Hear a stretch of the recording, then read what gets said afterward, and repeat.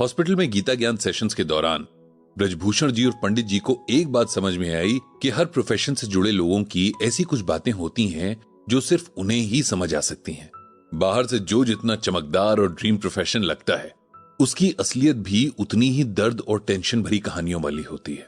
बच्चे डॉक्टर बनने के सपने सजाते हैं। बहुत हद तक पेरेंट्स भी इस सपने के बीज अपने बच्चों के मन में बोते हैं, लेकिन इस बीज को बोते वक्त ये नहीं सोचते कि डॉक्टर सिर्फ पैसा नहीं कमाते हैं, बल्कि उनके ऊपर बहुत बड़ी जिम्मेदारियां होती हैं। और अपना बेस्ट देने के बाद भी अगर वो किसी केस में कामयाब ना हो पाए तो जिंदगी भर का गिल्ट उठाकर चलते हैं।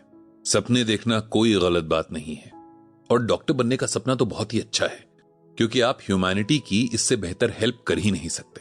लेकिन आपको मेंटली भी खुद को बहुत स्ट्रांग बनाना होगा, ताकि पेशेंट्स के साथ आने वाले अप्स एंड डाउन्स में आप स्टेबल रहें, आपका मन मजबूत रहे और हर तरह के बैगेज से फ्री भी रहें।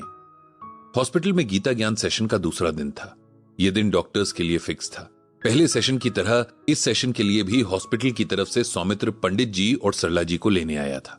कल वापसी के टाइम पंडित जी ने सौमित्र से कहा भी था कि उसे अपना काम छोड़कर उन्हें इस तरह पिक और ड्रॉप देने के लिए नहीं आना चाहिए, लेकिन सौमित्र ने कहा कि यह भी मेरे काम का ही हिस्सा है और मुझे आपके साथ टाइम स्पेंड करके अच्छा लगता है, बहुत कुछ सीखने को मिलता है। आज सेशन के लिए जाते हुए सौमित्र ने कल के यानी नर्सिंग स्टाफ के साथ हुए सेशन का फीडबैक दिया था कि सब बहुत खुश थे और मैनेजमेंट को इस इनिशिएटिव के लिए थैंक्स भी कह रहे थे।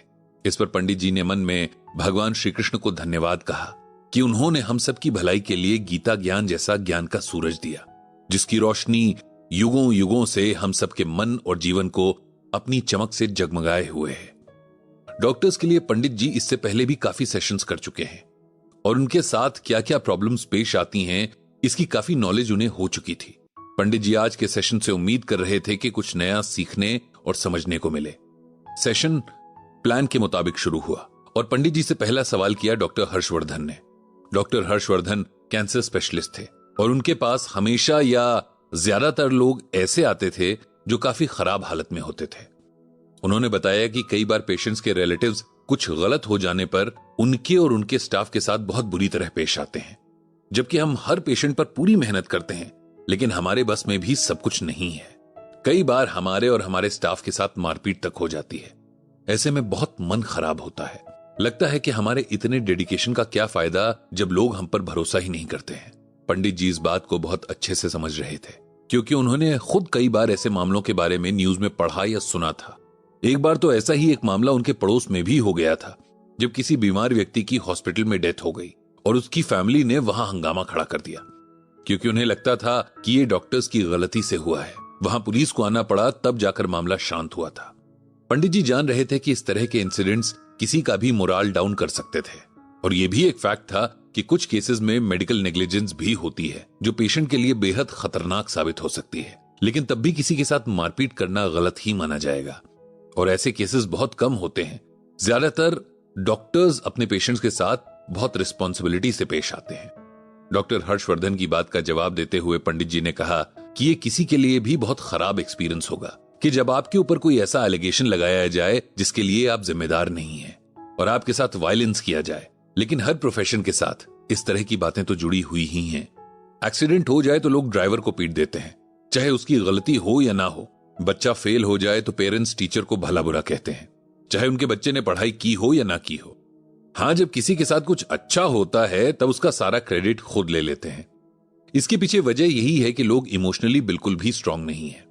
दुख और फेलियर्स को ग्रेसफुली एक्सेप्ट करना नहीं जानते हैं, जिम्मेदारी लेने से भी बचना चाहते हैं। इसीलिए दूसरों को दोष देकर अपनी भड़ास निकाल देना चाहते हैं, क्योंकि यह सबसे आसान तरीका होता है। आप भी ऐसे ही लोगों के शिकार बनते हैं जो सच को एक्सेप्ट नहीं करना चाहते हैं। उन्हें लगता है कि उनका पेशेंट ठीक हो सकता था, लंबा जी सकता था, लेकिन डॉक्टर्स ने ऐसा होने नहीं दिया। आप उन्हें अगर मन से बीमार समझेंगे तो शायद उनसे डील करने में आसानी होगी। आप किसी की कही बातों को जितना अपने मन पर लेंगे उतना दुख होगा। श्रीमद् भगवद गीता हमें तारीफ और निंदा यानी बुराई को एक तरीके से लेना सिखाती है।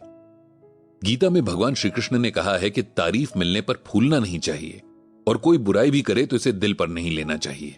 पंडित जी ने कहा कि हम आम इंसान जब भी किसी भी वजह से, चाहे खुद बीमार होकर या किसी अपने के बीमार होने पर जब हॉस्पिटल जाते हैं, तो 2-3 दिन में ही हमारा मन खराब हो जाता है।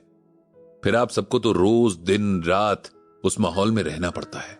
आप लोगों के मन भी कमजोर होते ही होंगे। इसीलिए आपको हम सबसे ज्यादा स्ट्रेंथ की जरूरत है, और ये स्ट्रेंथ श्रीमद् भगवद गीता से ही मिलती है। श्रीमद् भगवद गीता में भगवान श्री कृष्ण ने हर सिचुएशन में स्ट्रांग बने रहने का रास्ता दिखाया है, और इस रास्ते पर चलकर हम अपने आप को हर सिचुएशन के लिए रेडी कर सकते हैं। इसके बाद पंडित जी ने सबको श्रीमद् भगवद गीता से ये श्लोक पढ़कर सुनाया। युञ्जन नेवम सदात्मनम योगी नियत मानसः शांतिम निर्वाण परमाम मत संस्थाम अधिगच्छति। यहां भगवान श्री कृष्ण अर्जुन से कहते हैं कि हे अर्जुन, निरंतर शरीर द्वारा अभ्यास करके मन को परमात्मा स्वरूप में स्थिर करके परम शांति को प्राप्त हुआ योग में स्थित मनुष्य ही सभी सांसारिक बंधन से मुक्त होकर मेरे परम धाम को प्राप्त कर पाता है। इसे सिंपल लैंग्वेज में इस तरह समझते हैं कि जो इंसान लगातार योग और मेडिटेशन के जरिए अपने मन को सिर्फ भगवान को समर्पित कर देता है, ऐसा इंसान न सिर्फ कभी खत्म ना होने वाली शांति पाता है, बल्कि साथ में दुनिया के सारे बंधनों से छूट जाता है और आखिर में मुझ में मिल जाता है। भगवान श्री कृष्ण अर्जुन को ध्यान यानी मेडिटेशन के जरिए अपने मन को हर तरह की चिंता, डर और स्ट्रेस से मुक्त करने का तरीका बता रहे हैं। भगवान कहते हैं कि संसार में रहते हुए यहाँ के थॉट्स हमें अफेक्ट करते ही हैं। इन थॉट से पैदा होने वाली सभी इच्छाओं का हर तरह से त्याग करते हुए मन से इंद्रियों यानी सेंसेस जो कि 5 होते हैं, टच, स्मेल, साइट, टेस्ट और हियरिंग, इन सबको चारों ओर से अपने कंट्रोल में कर लेना चाहिए।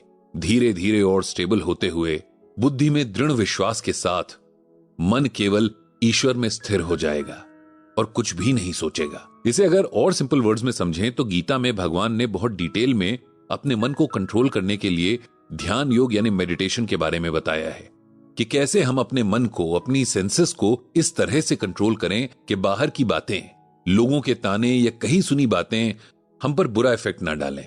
दुनिया को कंट्रोल करने से कहीं ज्यादा आसान खुद को, अपने मन को कंट्रोल करना है।